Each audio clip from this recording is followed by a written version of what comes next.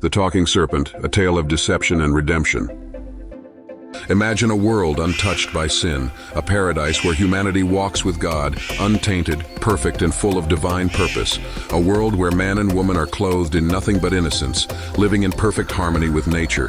But then, a voice slithers into the picture, smooth, cunning, and laced with deception.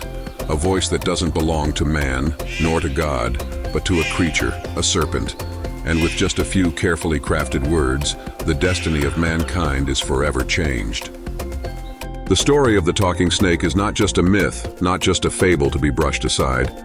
It is the moment everything shifted. It is the genesis of every struggle, every sorrow, and every hardship known to mankind.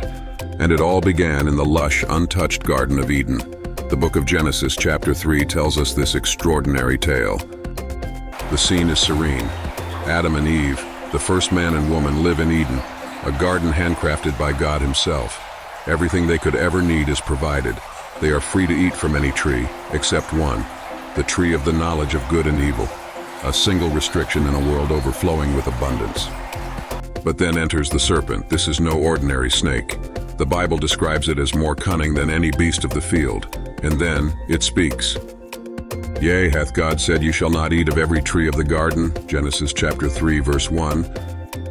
Eve is startled, yet intrigued. A talking serpent?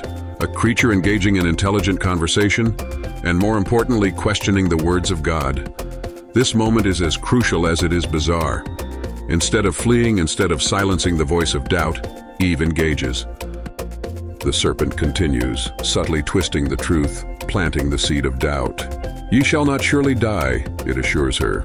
For God doth know that in the day ye eat thereof, then your eyes shall be opened, and ye shall be as gods, knowing good and evil. Genesis chapter 3, verses 4 to 5. And with that, the deception is complete. Eve looks at the forbidden fruit, once a source of divine restriction, now a symbol of knowledge and power. She takes it, eats, and hands it to Adam, who eats as well. And in that moment, their eyes are opened, not to wisdom, but to shame. Innocence is shattered. They realize their nakedness. The weight of sin, like a tidal wave, crashes upon them. For the first time, fear exists, guilt exists, separation from God exists, and the very fabric of creation is torn. God walks into the garden, his presence now a terror instead of a comfort. Where art thou? He calls to Adam.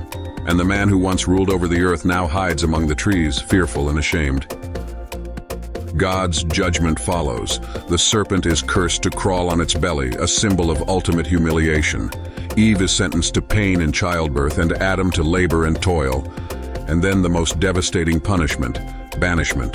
The gates of Eden are shut, guarded by an angel with a flaming sword. Paradise is lost. The story doesn't end there. The talking serpent of Genesis is not just a deceiver of the past, but a symbol of the ongoing battle between good and evil. The book of Revelation identifies this serpent as none other than Satan himself. The great dragon, the deceiver of the whole world, is mentioned in Revelation chapter 12, verse 9. From Eden to Armageddon, the enemy remains the same. But here's the ultimate twist. Where the first Adam failed, the second Adam triumphed. Jesus Christ, the Son of God, came to undo the curse brought by that first deception. Through his sacrifice on the cross, he crushed the serpent's head, fulfilling the prophecy given in Genesis chapter 3, verse 15, that one day, the seed of the woman would deliver a fatal blow to the enemy. So the next time doubt slithers into your mind, the next time deception whispers in your ear, remember Eden, remember the voice of the serpent, and most importantly, remember that the victory has already been won. The talking snake changed the world, but Jesus changed it back.